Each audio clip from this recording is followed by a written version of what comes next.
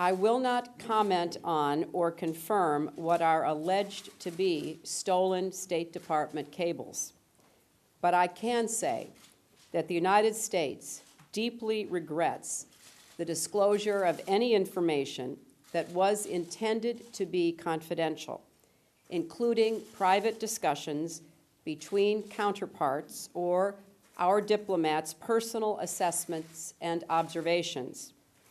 I want to make clear that our official foreign policy is not set through these messages, but here in Washington. Our policy is a matter of public record as reflected in our statements and our actions around the world. I would also add that to the American people and to our friends and partners, I want you to know that we are taking aggressive steps to hold responsible those who stole this information. I have directed that specific actions be taken at the State Department, in addition to new security safeguards at the Department of Defense and elsewhere to protect State Department information so that this kind of breach cannot and does not ever happen again. Relations between governments aren't the only concern created by the publication of this material.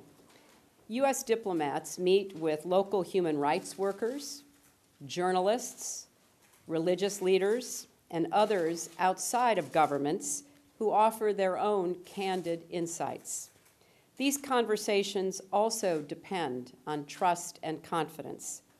For example, if an anti-corruption activist shares information about official misconduct, or a social worker passes along documentation of sexual violence, revealing that person's identity could have serious repercussions: imprisonment, torture, even death.